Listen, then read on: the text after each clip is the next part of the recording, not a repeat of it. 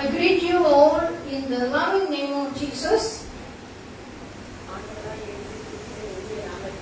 உங்கள் எல்லோருக்கும் இனிய வாழ்த்துதலை தெரிவித்துக் கொள்கிறேன். Today we are going to meditate Daniel, who faced powerful forces trying to influence him. இன்றைக்கு கூட தானியேலுக்கு விரோதமாக எழும்பின வல்லமையான காரியங்களை அவன் எப்படி எதிர்த்தான் என்று நம்ம தியானிக்க போகிறோம். He faced many tribulations in his life. He lived in a dark and pagan culture in which there is no respect for God. அவன் கர்த்தரை மகிமைப்படுத்தாத ஒரு தேசத்துல வாழ்ந்து வந்தான். அவன் கர்த்தரை மகிமைப்படுத்தாத மக்கள் எப்படி வாழ்ந்தார்களோ அதே வழியில் வாழும்படி அவன் காணப்பட்டான். He faced people who tried to force him to live in the same way they lived. அந்த மக்கள் எப்படி வாழ்ந்தார்களோ அதே போல அந்த தேசத்து ஜனங்களைப் போல வாழும்படி அவன் கட்டாயப்படுத்தப்பட்டான். Let's see how Daniel responded to this, and we can also. எப்படி தானியேல் இதை மேற்கொண்டான் என்றும் நாமும் கூட நம்முடைய வாழ்க்கையில எப்படி நம்மை மேற்கொள்ள போகிறோம் என்பதை பற்றியும் நம்ம தியானிக்க போகிறோம். Daniel chapter 1 verse 1 says, Nebuchadnezzar, the king of Babylon, besieged Jerusalem in the 3rd year reign of the king Jehoiakim of Judah. தானியேல் 1ஆம் அதிகாரம் 1ஆம் வசனத்துல நாம் வாசிப்போமானால், யூதாவின் ராஜாவாகிய யோயாக்கீம் அரசாண்ட 3ஆம் வருஷத்திலே பாபிலோனின் ராஜாவாகிய நேபுகாத்நேச்சார் எருசலேமுக்கு வந்து அதை முற்றுகை போட்டான். Why did he besiege Judah? ஏன் அதை அவன் முற்றுகை போட்டான்? For decades, the prophets were warning Judah that God is going to punish her for her gross sins and the rebellion against the Lord. பல வருடங்களுக்கு முன்பதாகவே தீர்க்கதரிசிகளின் மூலமாக அந்த யூதா ஜனங்கள் அவர்கள் பாவங்களின் நிமித்தமாக தண்டிக்கப்படுவார்கள் என்று எச்சரிக்கப்பட்டார்கள். It's clear from Isaiah chapter 39 verse 5 to 7. Then Isaiah said to Hezekiah, Hear the word of the Lord of hosts. Behold, the days are coming when all that is in your house and what your fathers have accumulated until their day shall be carried to Babylon. Nothing shall be left, says the Lord, and they shall take away some of your sons who will descend from you, whom you will beget, and they shall be eunuchs in the palace of the king of Babylon. ஏசாயா 39:5-7 வரை எடுத்தவர்கள் வாசிக்கலாம். ஏசாயா 39:5-7 வரை.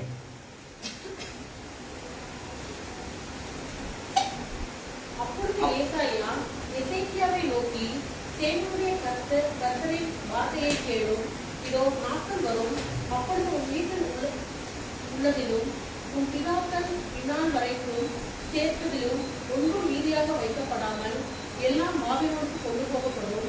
நீ பெறப்போகிற உன் சந்ததியாகிய உன் குமாரனும் சிலர் பாபிலோன் ராஜாவின் அரண்மனையிலே அரண்மனை வேலைக்காரராய் இருப்பார்கள் என்று கர்த்தர் சொல்கிறான் என்றான்.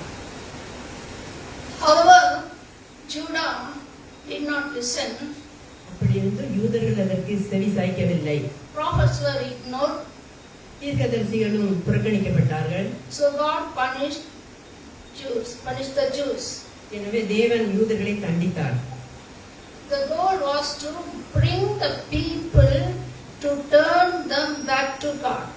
அதன் நோக்கம் என்னவென்றால் அந்த ஜனங்கள் மறுபடியும் அவர்கள் திரும்பி தேவனிடத்தில் வர வேண்டும் என்ற நோக்கத்தோடு தான் தண்டிக்கப்பட்டார்கள்.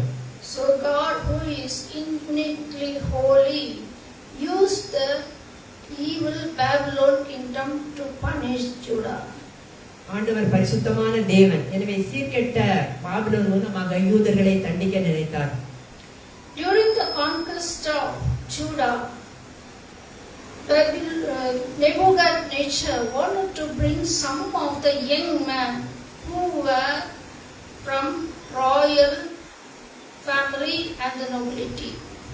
பாபிலோன் ராஜாவாகிய நேபுகாத்நேச்சார் எருசலேமுக்கு வந்து அதுக்கு முற்றுகை போட்டான். அப்பொழுது இஸ்ரவேல் புத்திரருக்குள்ளே ராஜபுத்திரரையும் துறை மக்களையும் தெரிந்தெடுத்தான். Who were no blemish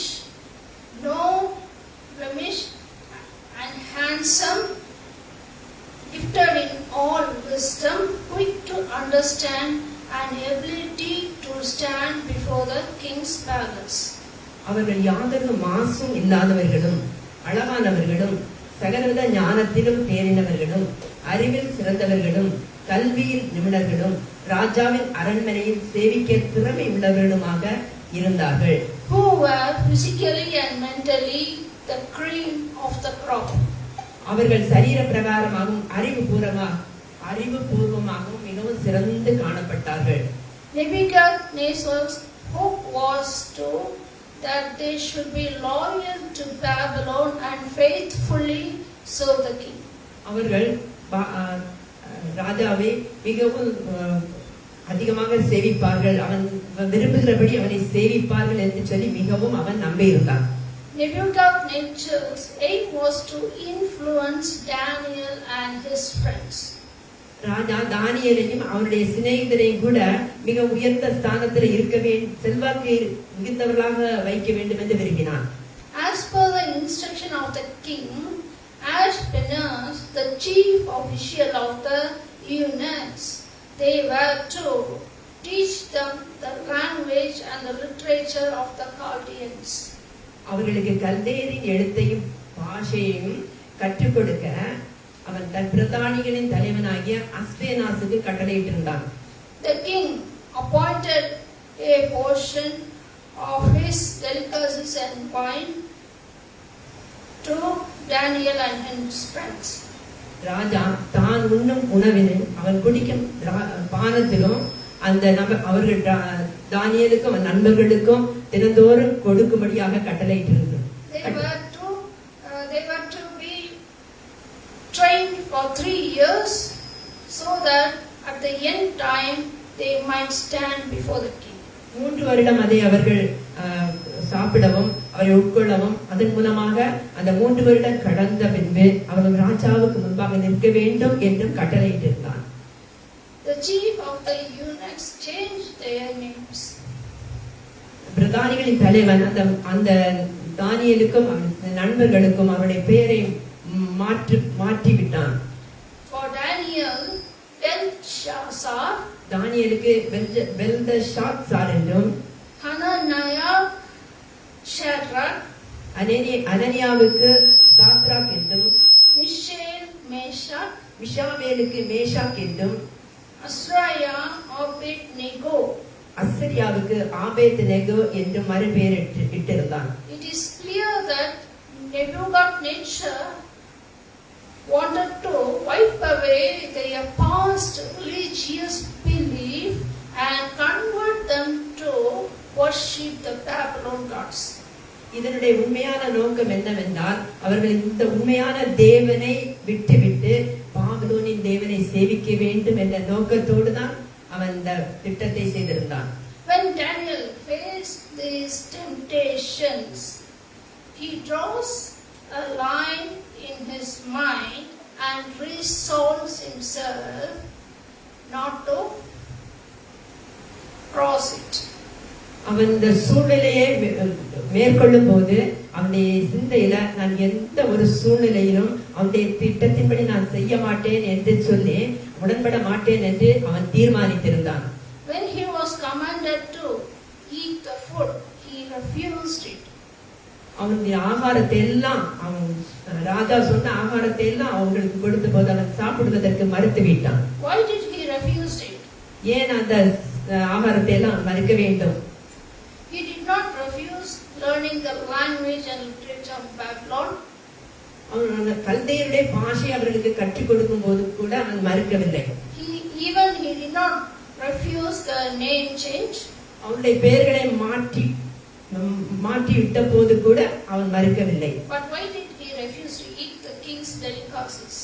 ஏன் அவன் இப்படி நல்ல ஒரு ஆகாரத்தை அரசன் கொடுத்த ஆகாரத்தை சாப்பிடுவதற்கு மறுத்து விட்டார்கள்?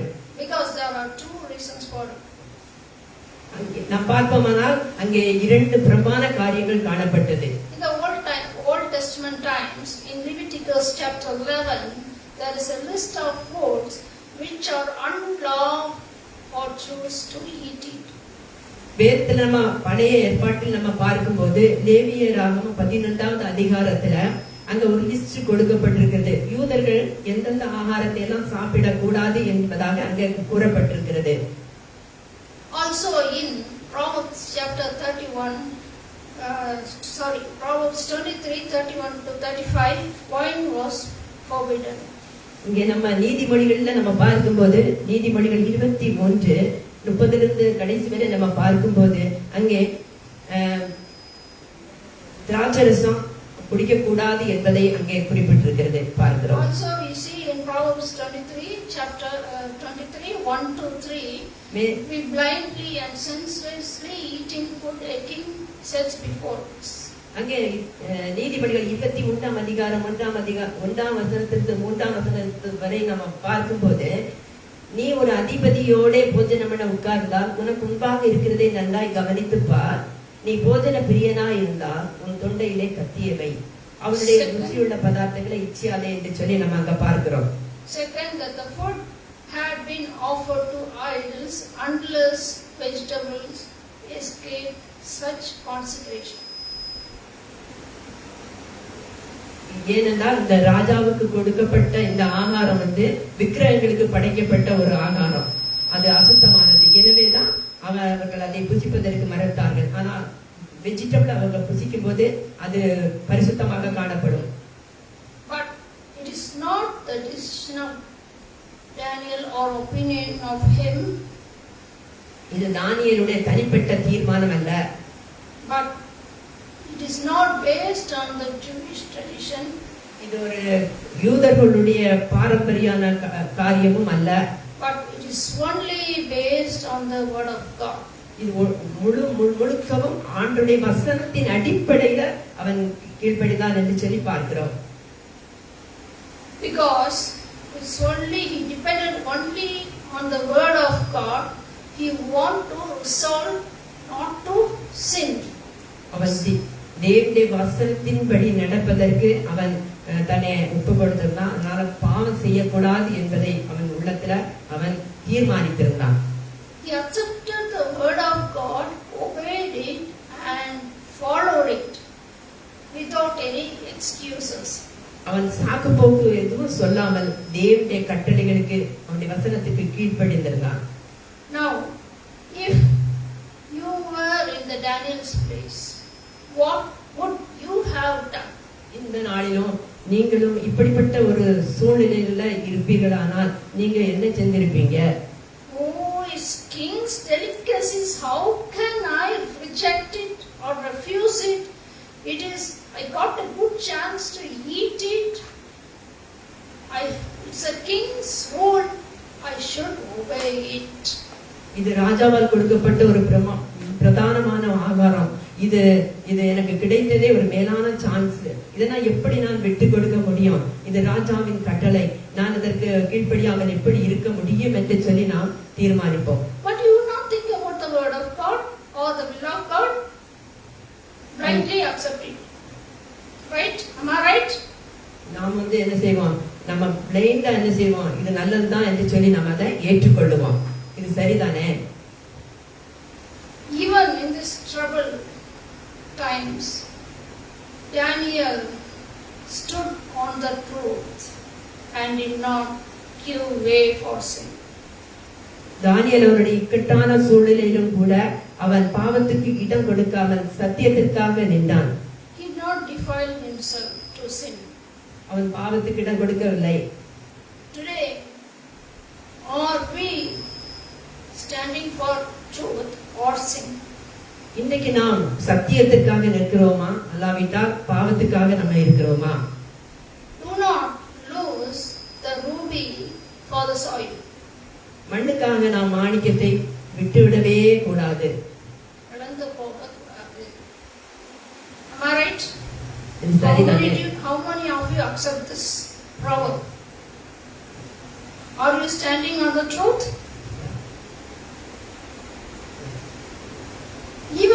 we lose the worldly things, but we never lost the precious kingdom of heaven.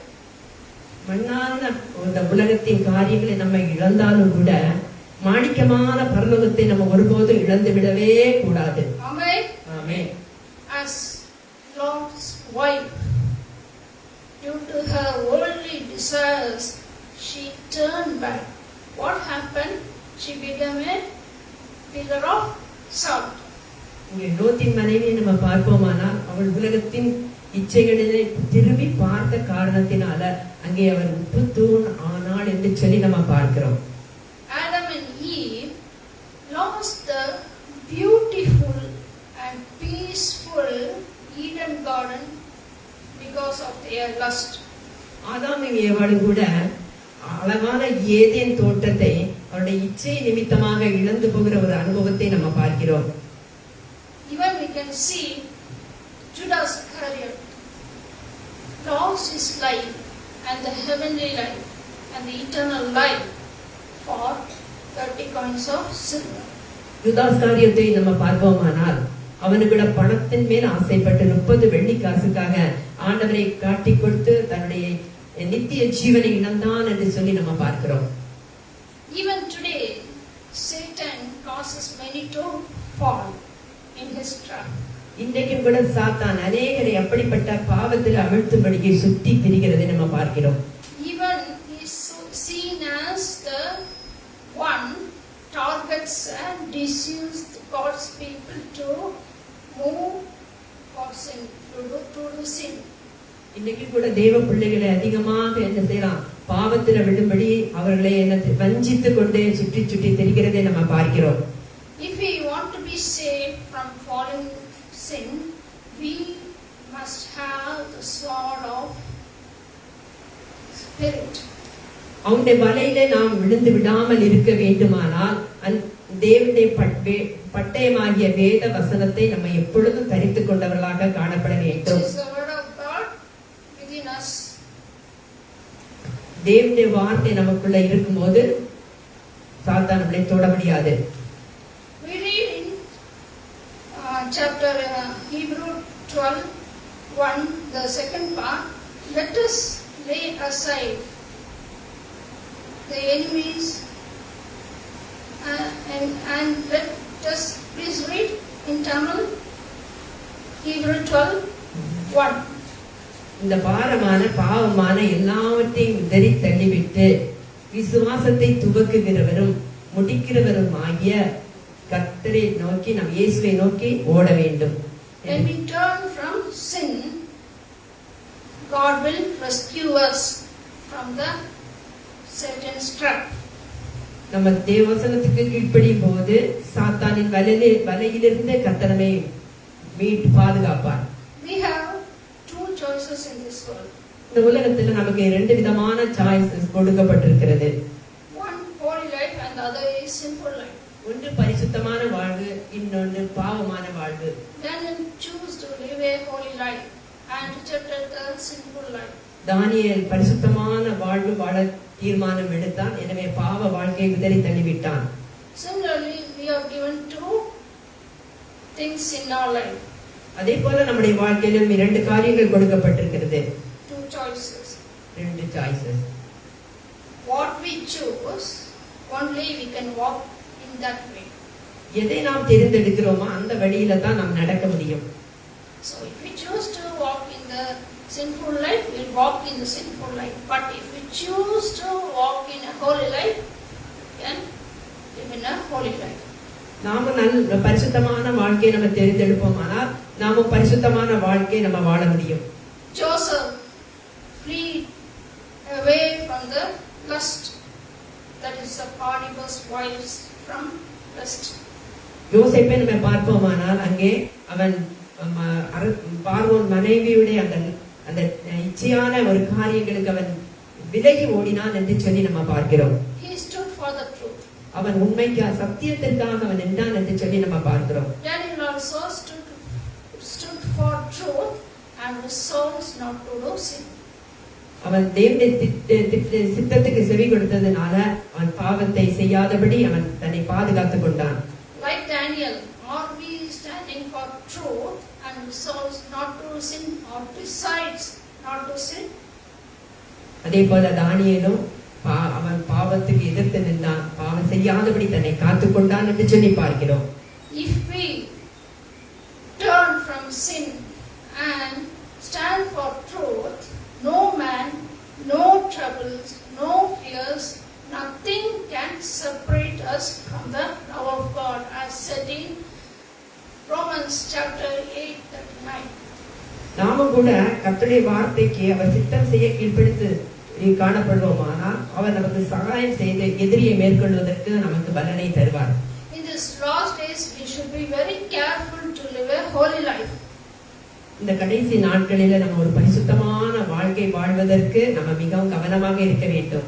So when we submit our life to God and stand for truth and obey it and follow it, He will help us to overcome it and help us to live a holy life in our life. நாமும் நம்மை முழுவதுமாக ஆண்டவருடைய சமூகத்தில் நம்மை அர்ப்பணித்து நாம் அவருடைய வசனத்துக்கு கீழ்ப்படிந்து நம்ம வாழ்வோமானால் நம்ம ஆண்டவர் நம்மையும் கூட அவருடைய அன்பை விட்டு பிரியாதபடி கடைசி மட்டும் அவர் நிலைத்திருந்து நம்மை ஆசீர்வதிக்க அவர் வல்லவராயிருக்கிறார். And also He will help us to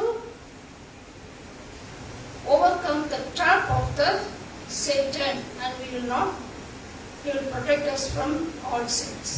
நம்ம எல்லா பாவங்களிலிருந்தும் நம்மை விலக்கி அவனுடைய எல்லா கண்ணிகளிலிருந்து நம்மை விலக்கி நம்மை பாதுகாப்பார். அதற்கு ஏற்ற பலனை ஆண்டவர் நமக்கு தந்து நம்மளை எல்லாத்தையுமே விலக்கி காத்துக் கொள்வார். So let us pray always vigilantly and be aware for the Satan's trap and stand on the truth of God, that is the word of God. May the Lord Himself help us. நாமும் கூட அவனுடைய வலையிலே விழுந்து விடாதபடி அந்த தினமும் ஆண்டவருடைய சமூகத்துல நம்ம ஜெபித்து நம்மை காத்துக் கொள்ளுவோம். கர்த்தர் கிருபை செய்வார். How many of you accept this? யாரெல்லாம் How many of you accept this? How many of you want to stand in the truth of God?